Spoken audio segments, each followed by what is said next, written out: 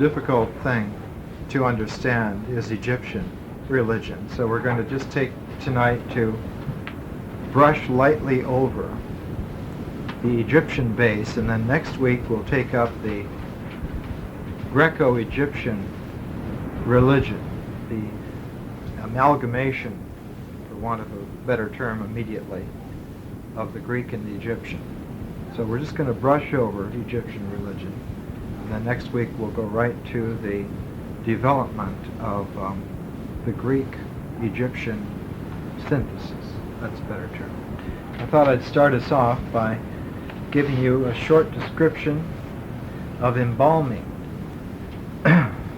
Embalming was a highly skilled profession whose practitioners were a mixture of surgeon and priest. First, they washed the body with water from the Nile.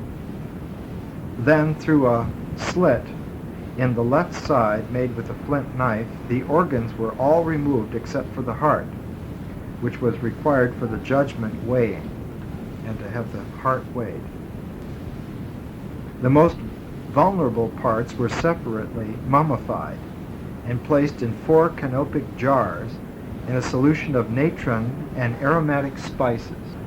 Generally, these jars were about 8 to 12 inches high, usually with the heads of various gods, Anubis and so forth. And there were always 4 of them, and they were placed under the crypt, under what is mislabeled as sarcophagus. Sarcophagus technically is the Greek word meaning eater of flesh.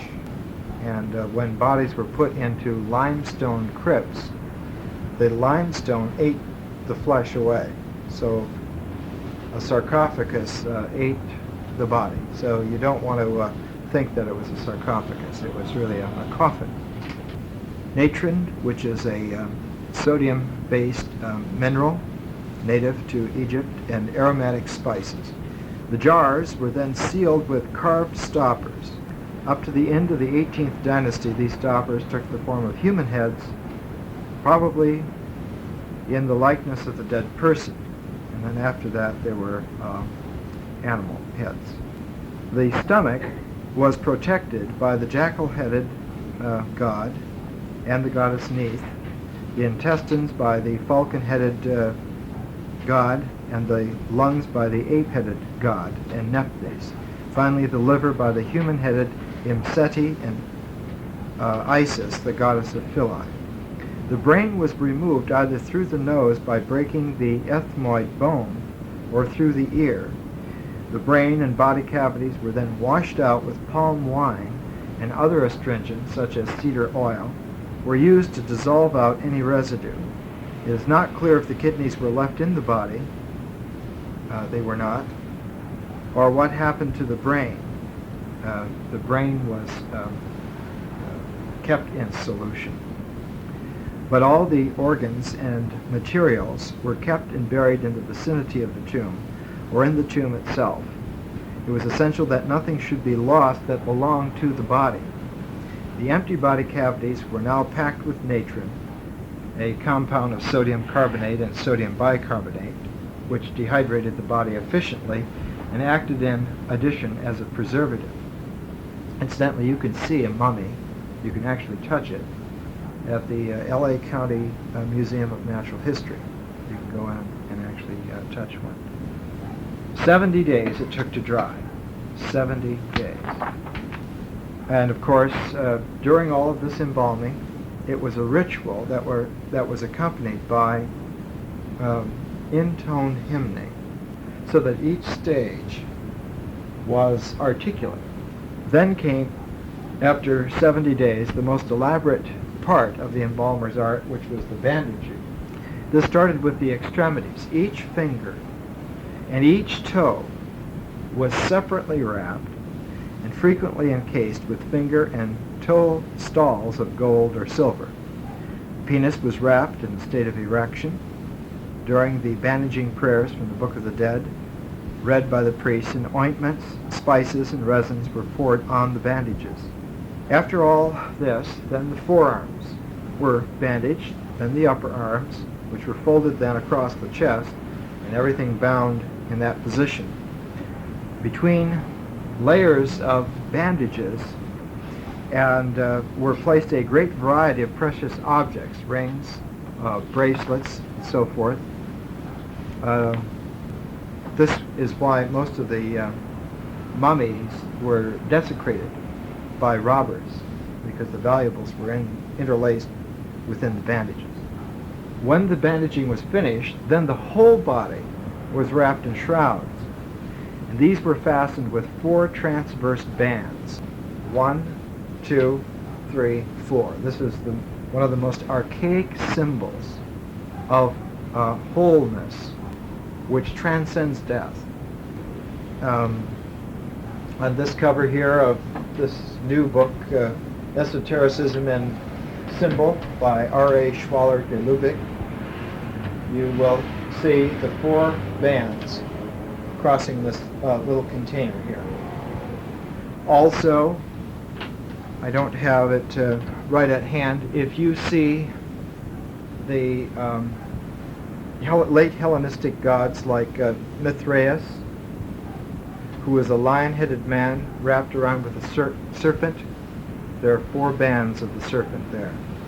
In the Greek Orphic esoteric tradition, the Protenos Godhead incarnate was a man who had 4 bands crossing him, so that the body then has this. The high priest pronounced the final benediction.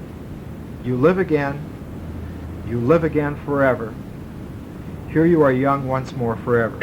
The mummy was then placed in an Osiris-shaped coffin.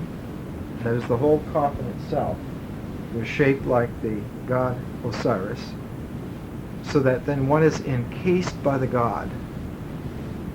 One is richly wrapped, not only with wrappings and your valuables, but with the words of the ritual. It's a laying on of words and a laying on of ointments and bandages in a certain set order. Then all of this is delivered over to the god, Osiris. Osiris-shaped coffin, and then taken to the tomb. Friends, relatives, officiating priests, stopping for prayer at a temple or temples on the way. So this is the general physical layout. Probably the first structure that we need to pay attention to tonight is the fact that Osiris was a complement to the god whose name is usually Re or Ra. The E in Egyptian didn't exist, and so it was gutturalized, and it came out something like Ra. It's a very, very short E, so that it becomes almost an A. Ra. Ra. Ra is the god of the upper part, the upper circle of life, and the lower half of it is held by Osiris, so that the two together form a complete cycle. And Osiris is the netherworld, the underworld, and Ra is the upper world. One gives the gift of life, the other gives the gift of rebirth, life again. So they're related, and they're related by the continuity of life, or, as we will have to distinguish, since we're going to be using the term life opposite of death, life and death, we have to understand that eternal life is probably more easily described as a continuous presence. A continuous presence. This is what is divine. The continuous presence is divine.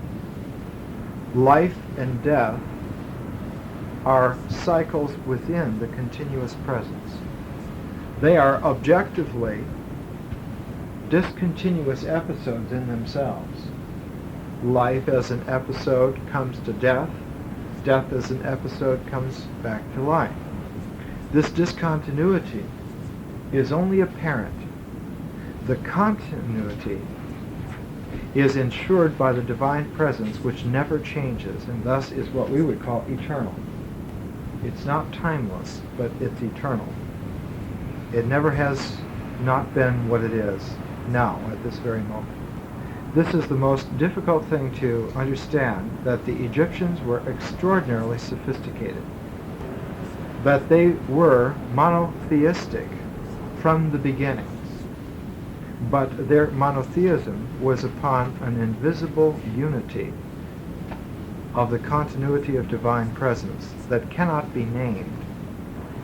Therefore, one is free to make up infinite names and infinite combinations whose arrangement, the combinations whose arrangement will indicate the presence of the divine. This is the main issue in Egyptian religion, very difficult to come by. The reason for this, both Judaism and Christianity leveled attacks against the Egyptian religion because the primal Egyptian religious experience was, to use a colloquial phrase, stiff competition, because both Judaism and Christianity had gained tremendous insights from Egyptian religion. It's important for us to realize that Egyptian religion was African. It was not Asian, it was not European. And that as far back as we can tell, even back to the pyramid texts of 3000 BC, the Egyptian religion was already developed, already sophisticated, which means that before Egypt was there, the religious insight was matured. And since it did not come full-blown and become developed in Egypt itself, it must have come in from the Sahara Desert regions before they were sophisticated, and it must have been developed through millennia there. It was a very sophisticated religion. Its basic premise, if we can use this kind of logical language for a moment, with your permission, its basic premise is that God is a unity, but man's capacities are only in the multiple realms. So that what man needs most is order. He needs a sense of order because he, by necessity, has to deal with multiplicity. But the prime axiomatic basis for his order must be that it leads to unity. Now you can understand that the whole Egyptian outlook is towards a geometry of meaning. Man has to have a sense of order, and that sense of order must eventually lead him towards unity. Thereby, for the Egyptians, one is a unity and not a number in some sequence. The first unity in the Egyptian religion is three. One is not an integration. It is beyond any kind of manipulation, beyond any kind of question. So that that unity is not accessible to language, not accessible to man's mind. He may not cognize it objectively. He may not recognize it mentally. Therefore, it is a perpetual mystery. It is a constant mysteriousness. The earliest Egyptian phrase for this mysteriousness is what they call a triliteral, a three-voweled word, which in English phonetic transcription turns out to be NTR. And the early Egyptian dictionary maker E.A. Wallace Budge put two E's in between so it could be pronounced netter. But actually it's NTR. And that was the name given to the continuous divine presence. Now if you sound that out for yourself, you sound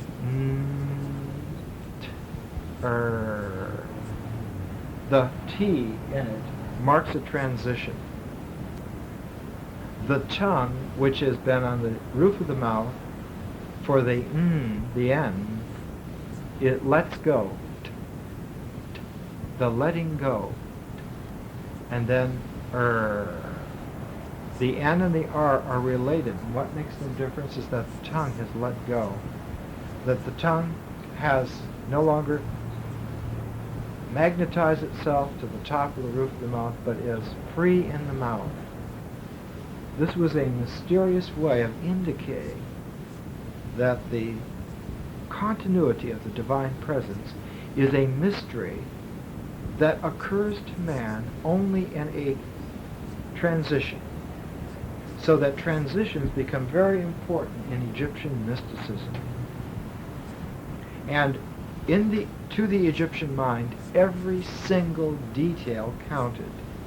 Without the picayune attentiveness to the T, the N and the R would just not make sense. Not that it makes sense intellectually, not that it makes sense allegorically, but that experientially one gets used to the fact that there is a sense of order for man which comes from the real. So NTR, nature. This is very difficult to appreciate. It seems that we grasp it intellectually, but very, very difficult. The hieroglyphic sign for NTR was an axe head with an axe handle. In the earliest Egyptian texts, there was a crisscross on the axe head, which evidently were thongs holding the stone axe head to the wooden handle. Later on, when metallurgy developed, the thong disappeared. People used to say, well, maybe this is a flag and a stick or something else, but it's an axe head. The image of the axe head is for strength, strong, power. This power has the capacity to continue beyond a transition which marks its phases, so that the order with successive phases, which are different in themselves, is held by an underflow of continual renewal. In fact, the renewal is so accurate that it seems like a continuity. This is the nature of the divine. To the Egyptian religious psyche, as far back as anyone can tell, there never was a time that the Egyptians did not have a sophisticated understanding. And as far as we know archaeologically, it came from the development of the Central Sahara, some 6,000 or 7,000 BC, perhaps, and diffused not only towards Egypt, but south from the Sahara. So that by earliest historical times, this was an established fact. It gave to Egyptian religion, by the time other cultures were coming in to Egypt, taking over Egypt, the Persians, and eventually the Babylonians, eventually the Greeks, and so forth, it gave them the sense that Egypt was eternally what it is, which was very accurate. It never did ever change, except that the external circumstances changed. The psychic manifestations changed. Now, one of the curious things about the Egyptian sense of order is its ability to hold on to one or two essential truths and to grasp the continuity of those essential truths through all the vicissitudes. In a book which has just recently come out, this was published by MIT in 1972 and reprinted by Dover last year, called Mathematics in the Time of the Pharaohs.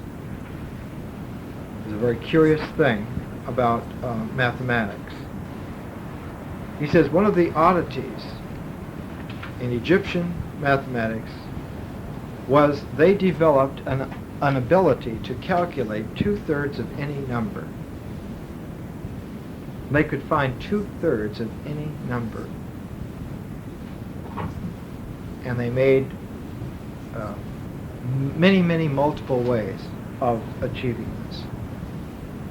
This gave them a very peculiar sense of mathematics. And added to it, they had the ability to have a complete twice times table, a doubling of all expressions. This, the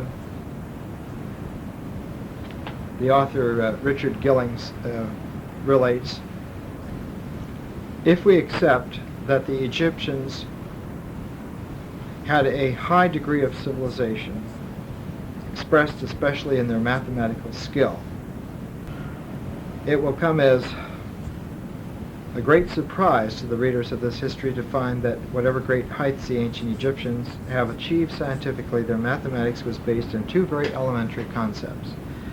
The first was their complete knowledge of the twice times table, and the second their ability to find 2/3 of any number, whether integral or fractional. Upon these two very simple foundations, the whole structure of Egyptian mathematics was erected, as we will see in the following pages. And in chapter 4 he goes into the 2/3 table for fractions. And he notes the one remarkable exception to the fractions with unit numerators was 2/3, which was always written by a special sign which looks like a Greek gamma in hieratic, and then in hieroglyphic it looks like the word for R, looks like the hieroglyphic sound sign for the sound R, with two lines coming down, one of them about half the length of the other. The scribes used this fraction so freely as an operator in their multiplications and divisions that one is led to believe that they must have used prepared tables, much of which they probably knew by heart, as they did their twice times table. This 2/3 table was so much a part of the scribe's stock in trade that he was required to find, when he was required to find 1/3 of a number, he would find 2/3 of it and then have his answer instead of simply dividing by 3. The technique was so ingrained that we find it actually being used for such simple operations as finding 1/3 of 3 and 1/3 of 1. Now this seems to be odd, a real peculiarity, until we understand that one unity cannot be counted. You can count 2 and you can count 3. And 2 is about as primordial as you can get. So the 2/3 was what man could religiously hope to understand. The other 1/3 is a permanent mystery, namely the first 1/3 of anything. It's a religious tipping of the hat to the fact that there's an ineffable element everywhere. And the ineffable element is always the unity of the whole. So that Egyptians became extraordinarily facile in their minds, as expressed in their mathematics, in their geometry, in their religion, with portioning out fractions of unity. And when you see some human being with a Thoth head or some Horus bird with a human head, this figure is like a fraction. Instead of saying it's 3/16, it's a human head over a horse. It's a thought head over a human. These are fractions of the divine unity which cannot be imaged. So when you bring an arrangement of these fractions together, as in a funeral service, is in that part of the funeral service which was most poignant, called in Greek called psychostasia, the weighing of the soul, the weighing of the heart. The archetypal collection of these God figures who were part animal and part human are like the equations, the mathematical equations of all the fractions that can be known, gathered around this event, and that's as close as man can come to describing, to uttering what is really happening. And while his mind is exactly attentive to every little detail, his spiritual sense is completely open for the mystery that he cannot ever say. So the Egyptians have a very, very peculiar sense of religious attentiveness. They might well have been the most religious civilization ever to exist. Nothing was done, ever, without this religious attentiveness. So that Egyptian daily life, Egyptian history, has a quality of eternality to it, running all the way through. And because any change, any incursion from other people is simply seen as new fractions to add to their sense of equation, the Egyptians never had to change their spiritual minds. They could work anything in, and they did. Even in the 3rd and 4th centuries A.D., the Egyptian people were still wrapping mummies. Many early Christian saints in Alexandria had to specifically say in their will that they did not want to be mummified. This is a very, very peculiar notion. And I know it sounds simple at first, but it's hard to keep it in mind. The earliest description that we have of the Egyptian religion by someone who was not an Egyptian priest is Plutarch. And his work, his larger work here is called the Moralia. It's in 16 volumes like this. And in volume 5 of the Moralia is his book on Isis and Osiris. Plutarch lived in the 1st century A.D.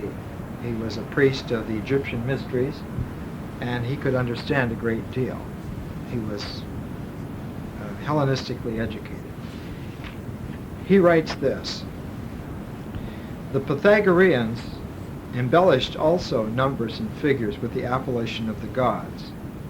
The equilateral triangle they called Athena, born from the head, and third born, because it is divided by 3 perpendiculars drawn from its 3 angles. The number 1 they called Apollo because of its rejection of plurality and because of the singleness of unity. The number 2 they called Strife, and number 3 they called Justice. For the doing of injustice and suffering from injustice are caused by deficiency and excess.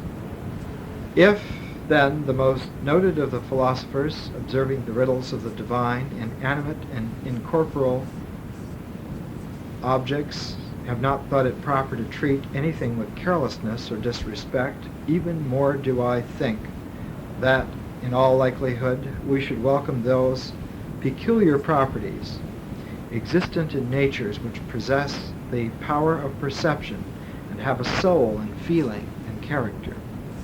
It is not that we should honor these, but that through these we should honor the divine, since they are the clearer mirrors of the divine by their nature also, so that we should regard them as the instrument or device of the God who orders all things.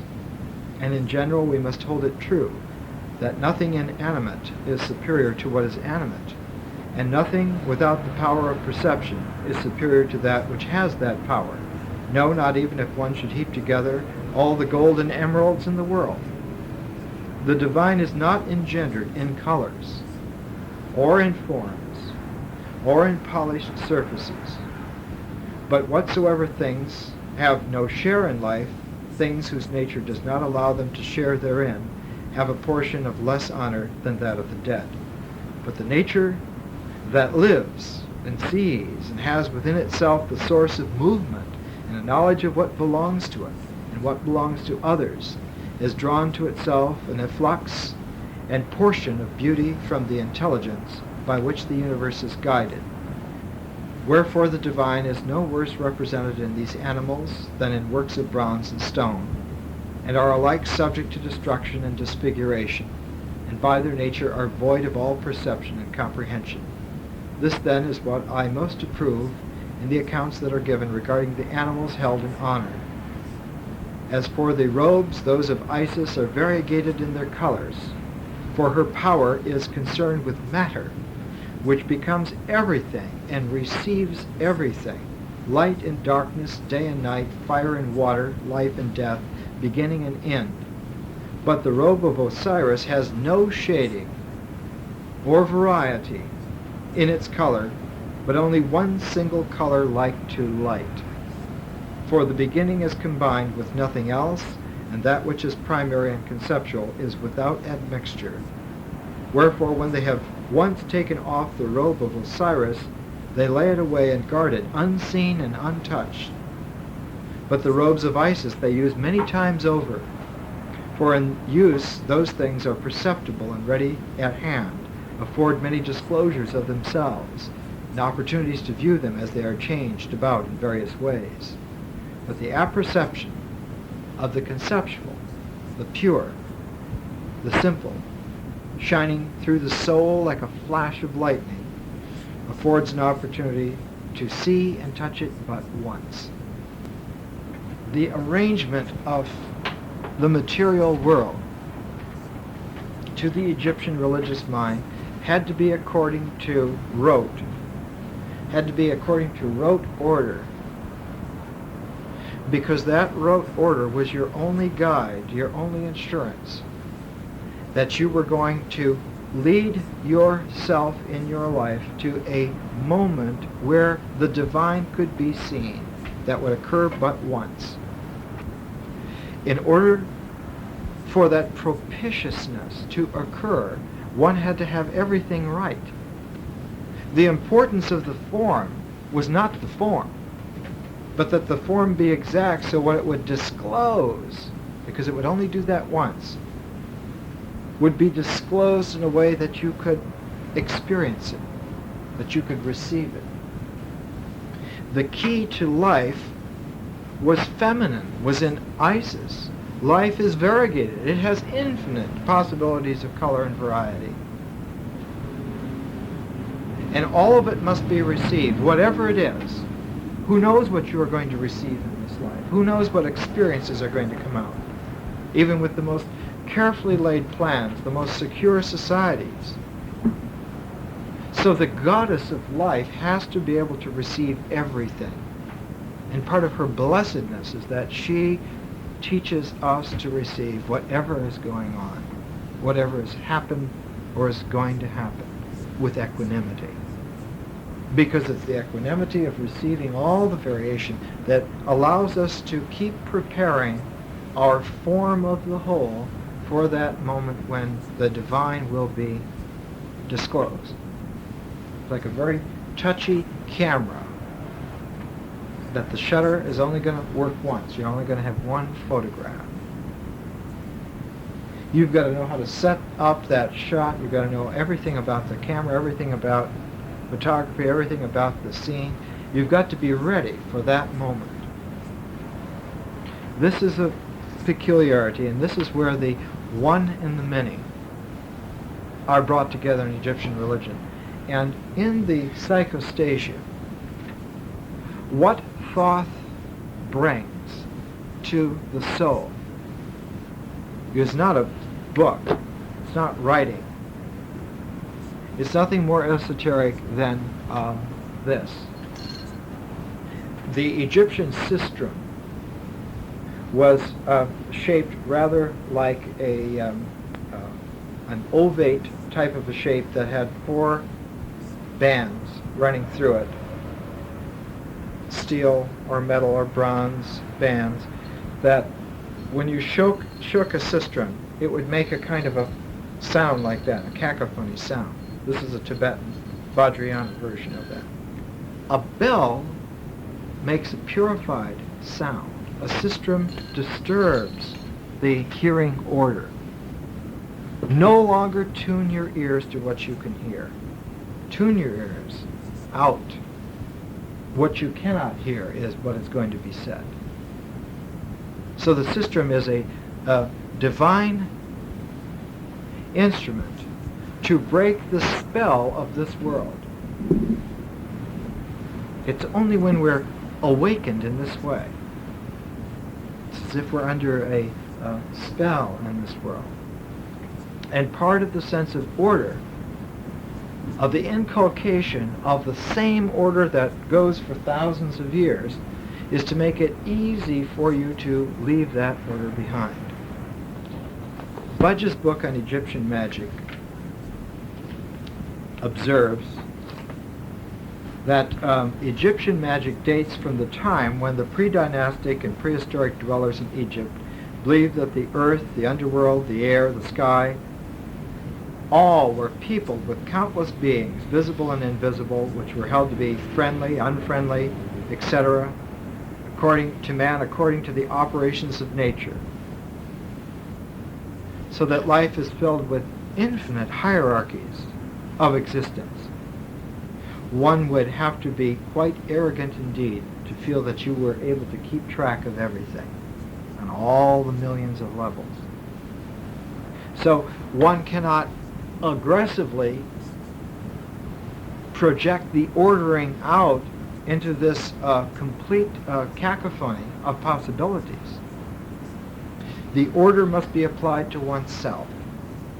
And so the integrity of the individual in Egyptian religion was always taking care that one's own self was ordered. And it's the ordering of one's own self was the epitome of the wisdom of Egyptian religion. This is the original meaning of being hermetically sealed. That no matter what is going on in the world, visible or invisible on whatever level, if I am comporting myself with regularity and order, I am sealed against the interference. I am guaranteed my moment before the divine. And if I am ready to commit myself openly, deliver my ka with no regrets and no strings attached, the divine will receive me. Unity will be there. And the presence, which is continuous, will occur for me also. But that continuous presence ensures the fact that I will live again. It has more power than the discontinuities, so that I may live again. And it's not so much live again and again. That's a different idea. But live again permanently. This is the NTR, the axe head indication. The closest symbol that the Egyptians came physically to the unity was the sun, Ra. Is it a different sun that comes up every day? That's the same sun. The very same sun. But later on, when they use the term Amun-Ra, Amun is not at all related to the word that Akhenaten used for the one God revealed by the face of the sun. That word was Atun, A-T-U-M. But Amun means hidden. Amun-Ra is the hidden God who ensures the continuity of that sun's cycle. And part of the insurance of the continuity is that Ra is complemented by Osiris. And so Amun-Ra, in his hiddenness, is an Osiris phenomenon. So it came as no surprise to the Egyptians that when the world cycle in which they developed was ended, and they were good enough at mathematical computation and cosmological speculation, they understood, it made sense to them, that the ancient Egyptian tradition now was coming through a transition point. That whole age was over, and a new age was beginning. And so when Christianity came in, they recognized in Christ Osiris, and to them it was part of the same tradition. It was just that now the invisible was going to be visible and the visible was going to be invisible. It was Osiris now that was going to be visible, and it was Ra now who was going to be invisible. The two halves had just turned over.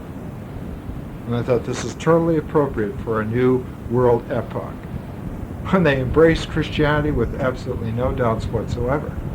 European mind, because it cannot understand the continuity of the Egyptian mind. One might almost say here, and I think this is well taken, the African mind has continuity. The formulas will change, but the underlying continuity does not change. What is there to change? The Greeks never understood this. It never occurred to them that this was real. They thought that they will educate the Egyptians. They will teach them history. They'll teach them philosophy. And the Egyptians were very glad to learn, because they had 500 histories and 2,000 philosophies. And they were curious to add a few more, but it made absolutely no difference to them. It was just more fractions to add to the wealth of expressive means by which man positions himself to be at one with the all, with the divine. This is from Henri Frankfurt, Ancient Egyptian Religion. He's been talking about how each individual political or geographical area had its own gods. And as you went from the small rural areas into the larger geographical areas, there were gods then for that geography. And as you went to larger ones, there were new and more. And so there was a proliferation, like grassroots. Like every square inch of Egypt had its own particular divinity, and as you went up in an ascending order, more and more land, there were more and more gods, and so it was an infinite pyramid from multiplicity towards unity. And it didn't bother the Egyptians at all that one might have millions of gods. It was just proof positive of the vitality of the divine, the unity. So Frankfurt writes, "We shall have to concentrate on what appear to have been the main religious preoccupation, sometimes the religious obsessions of a highly civilized people. And we shall find that it is possible to view the monstrous as well as the profound in Egyptian religion, with amazement perhaps, but also with respect. It will appear, moreover, that the Egyptian doctrines are not without coherence. They were rooted in a single basic conviction, to wit, that the universe was essentially static. That is, the unity was without movement. Not a negative concept, neither positive nor negative. The Egyptian held that he lived in a changeless world. Changeless world. That actually, in reality, unity never was other than what it was.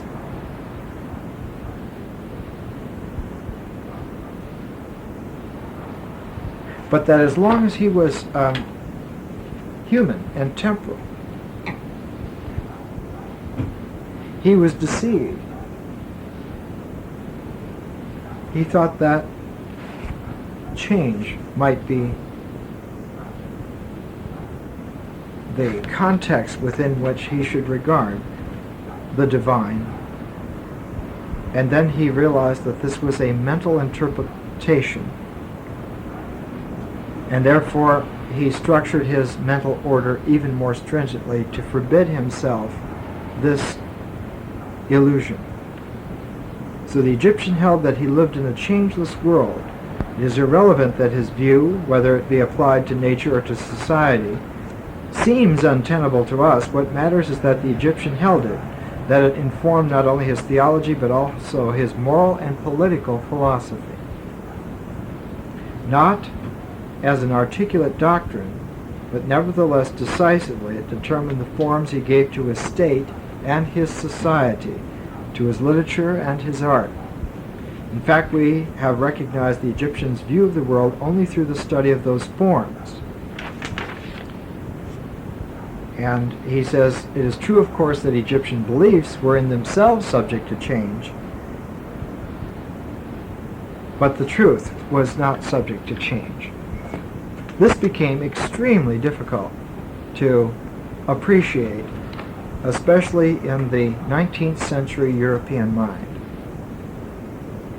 And you have to remember now that Egyptology started with Napoleon's invasion of Egypt and Champollion's discovery that hieroglyphics could be read. Schwaller de Leipzig writes, "It is impossible for cerebral intelligence to conceive an abstraction without defining it by a concrete image. But here we must be aware of distinguishing moments of cerebral intelligence from moments of intelligence of the heart. We will return to this later. The origin of the universe being one single and unique source of energy, there is, owing to this common paternity, a communion among all things in the world." To the Egyptian religious mind, this is a very real, electrifying current of realization that we are physically related in a family way to all of the things of this world. The animals were not somewhat monstrous. They were a part of our nature. The minerals were a part of our nature. The plants are a part of our nature. We are a part of them. So that there's this affine level of communion among all things. The origin of the universe being one single and unique source of energy, there is, owing to this common paternity, a communion among all things in the world. There is a kinship between a certain mineral and a plant and an animal and a man. That is, at this stage in our life, there may be certain plants that are more affine than others. There may be certain minerals that are more affine to us than others. So the Egyptians were free, metaphysically, to explore the relationships in the world. This is why their pharmacology was superior to any other peoples in the world. This is why their domestication of animals, very, very early. They're linked by being of the same nature, because in the final analysis there's only a simple series of basic characteristics, whence by combinations innumerable possibilities emerge. And these can be classified into various groups and families and so forth. The affinities between species are not on the basis of cerebral intelligence. They're on the basis of what Schwaller de Leipzig calls an intelligence of the heart. There's an insight being which man, if he opens himself up in the right way, will learn from those things, from the plants. They will tell him what we are good for. The minerals will tell him what we can be used for. It's this vocabulary of the intelligence of the heart that prepares man to cognize the divine. He can't think about the divine. The mind will never conceive of it. So he has to train this intelligence of the heart. He has to train himself to be open to this affinity, to this harmony. And when he learns the vocabulary of enough of the levels of creation, he will then have an approximate language of affinity with the real. This is why the weighing of the heart after death. It's not the weight of the heart in ounces.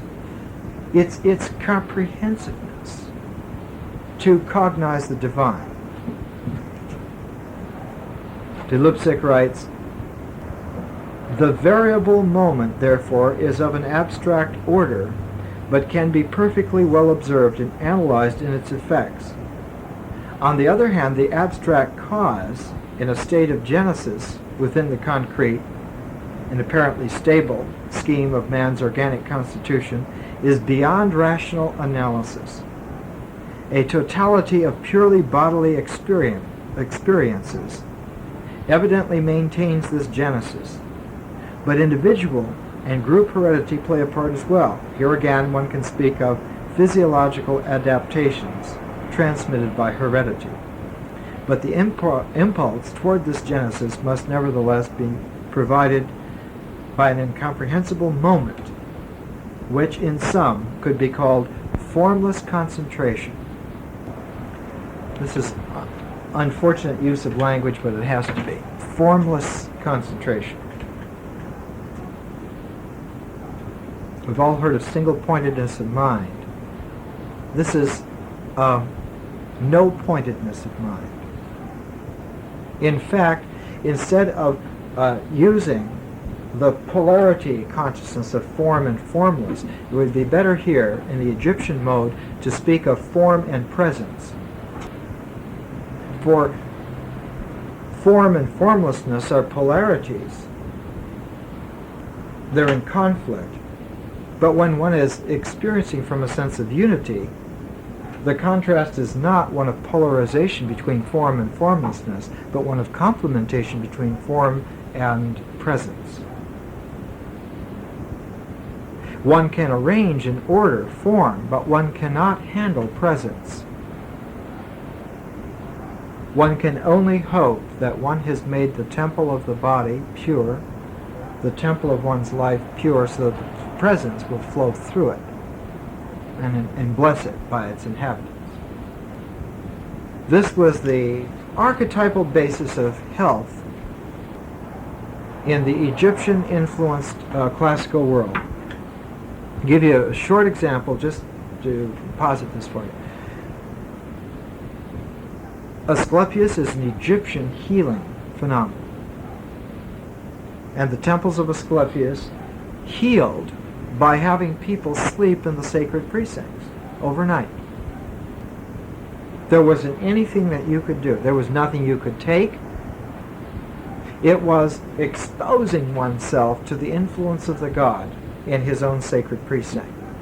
And the willingness to open oneself to this exposure. It was the presence, the divine presence, that was healing. And what did it restore? It restored vitality to the form, because form and presence belong together, cosmically and naturally.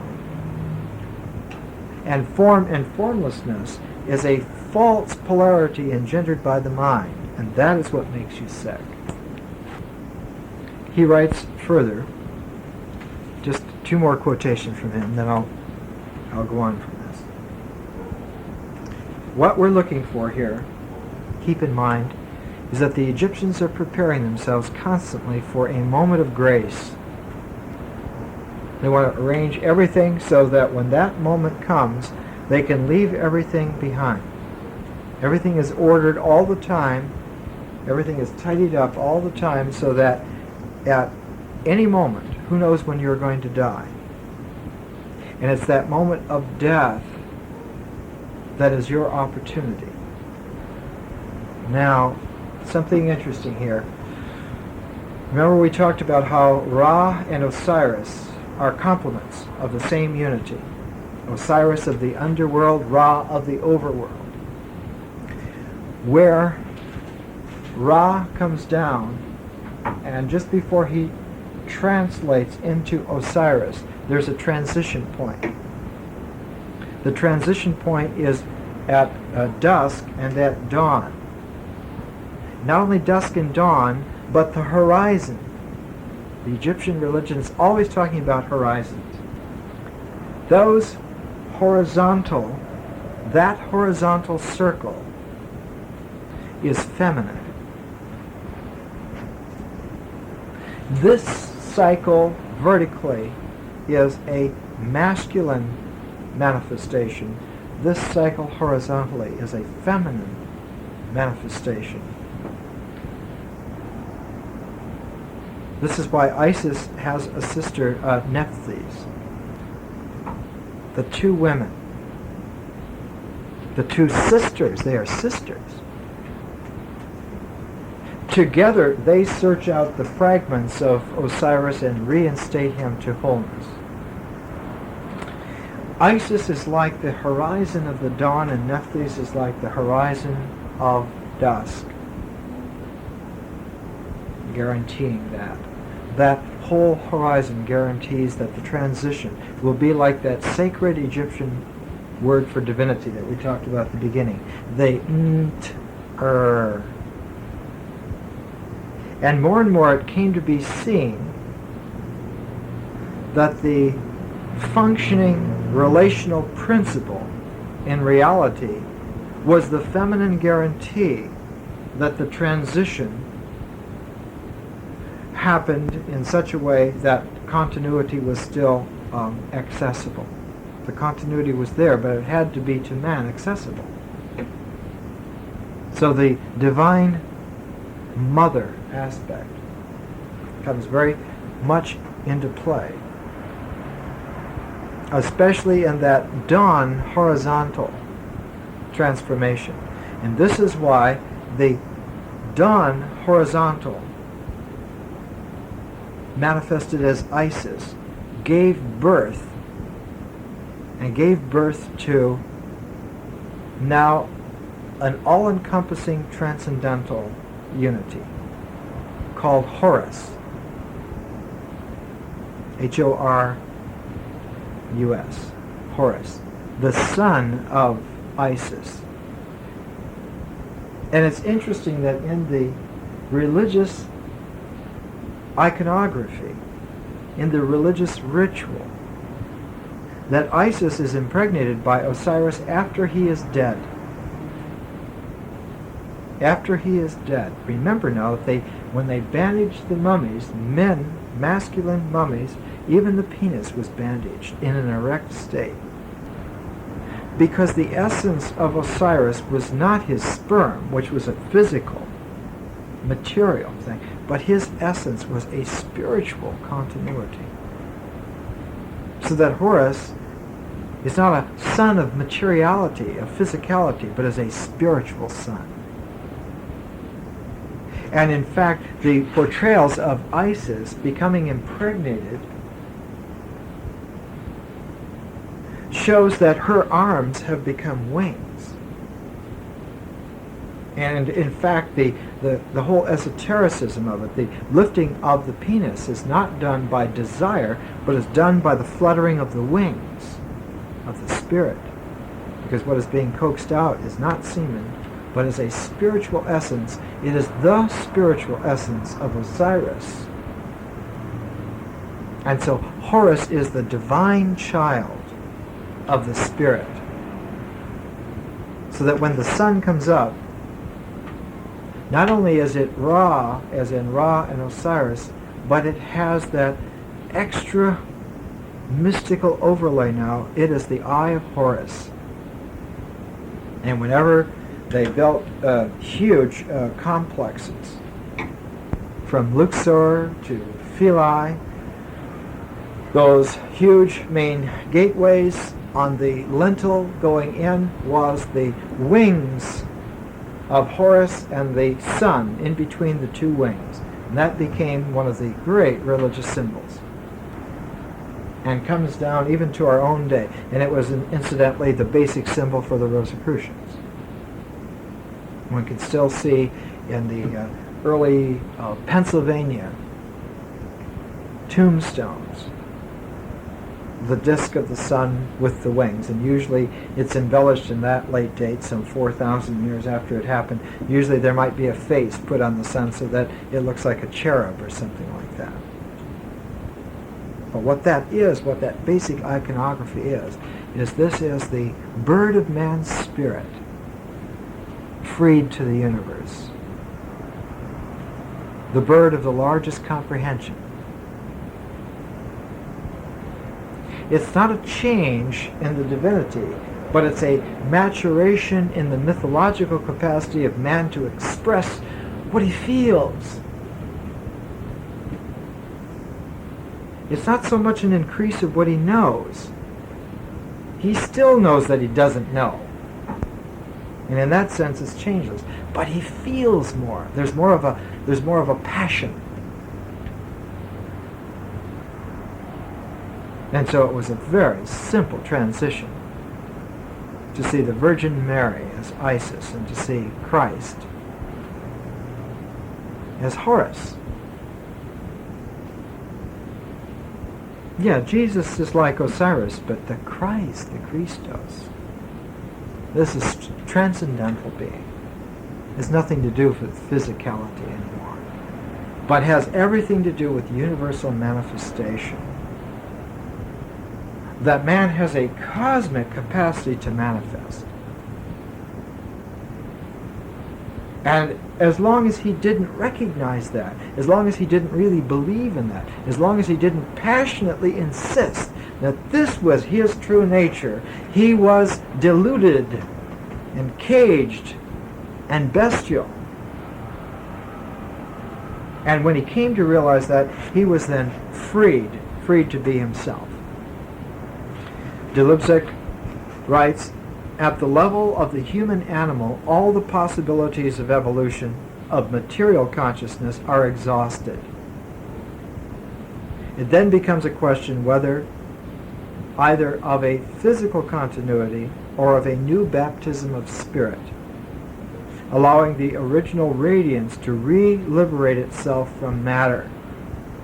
All experience is exhausted, meaning no farther selection is to be made in the materialization of this radiance. It is received into its universality. This universality becomes symbolized later on by Pentecost. As long as man is a physical limitation, he can only speak the languages that his mind has learned. But when he is a spiritual liberation, he can speak in any tongue. Not only just all the tongues that human beings could ever talk in, but in all the languages that there are in the universe.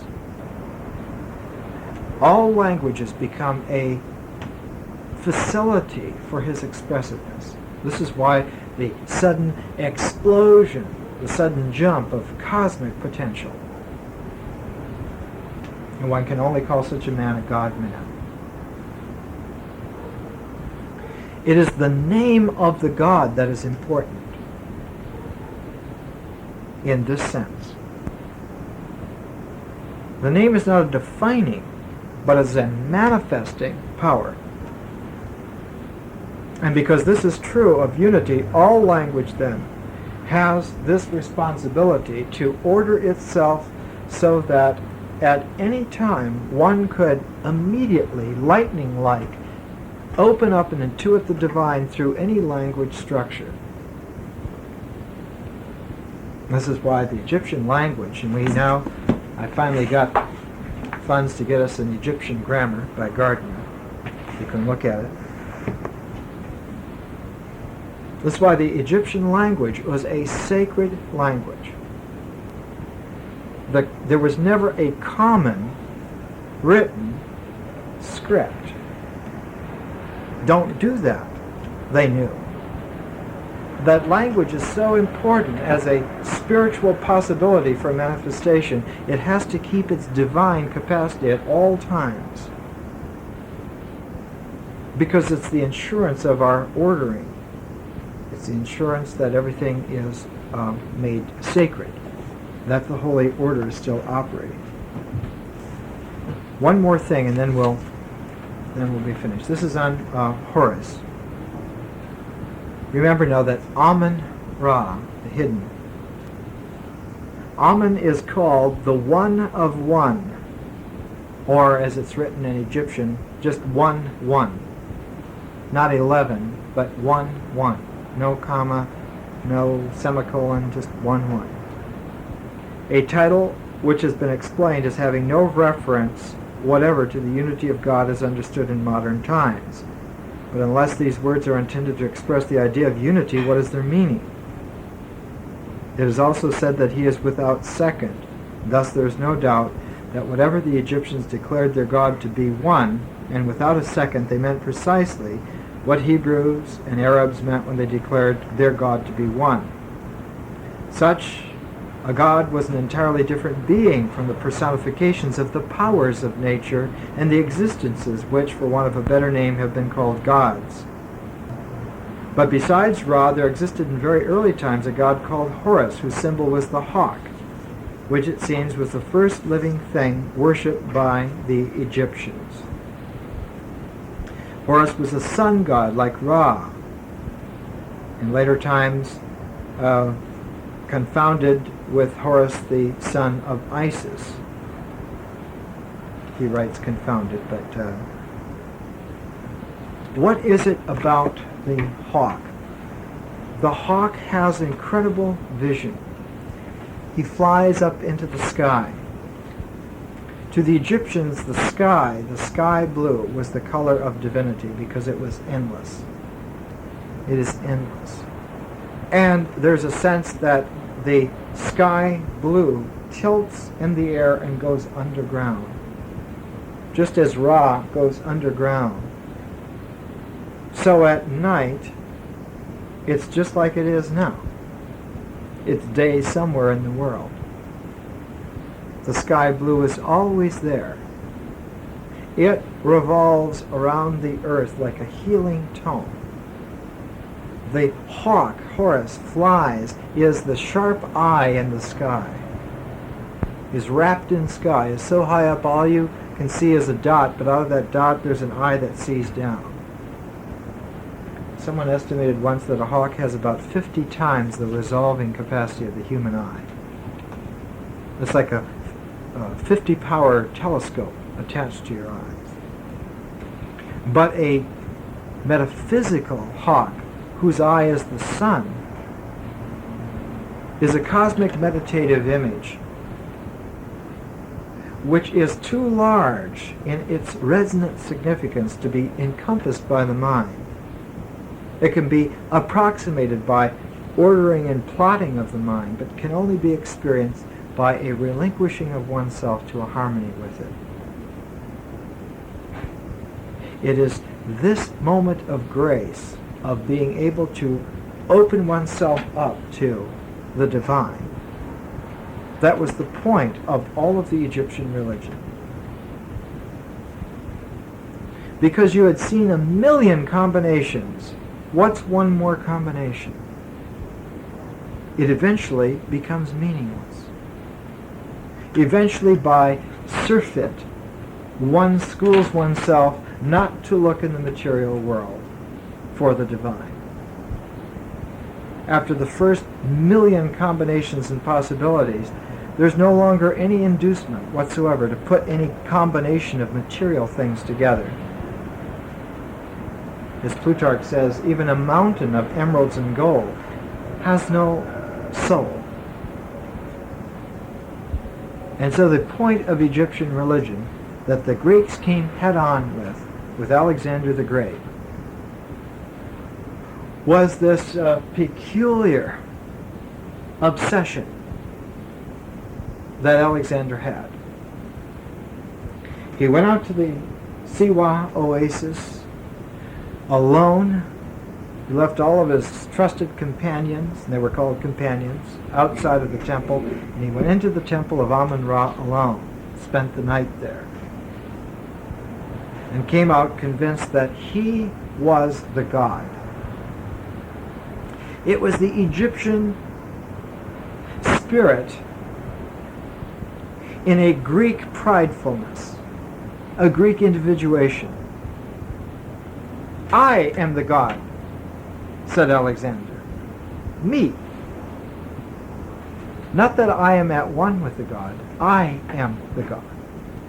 And this set the tone for the incredible crash, because the Greek mind thought that it was domesticating the Egyptians, teaching them to be individuals, teaching them to be rational. And the Egyptians quietly were letting the Greeks speak Greeks, because that must be the only way that they'll ever understand the divine. And it never impressed them at all. Well, next week we'll take a little closer look at the Greek and the Egyptian religion.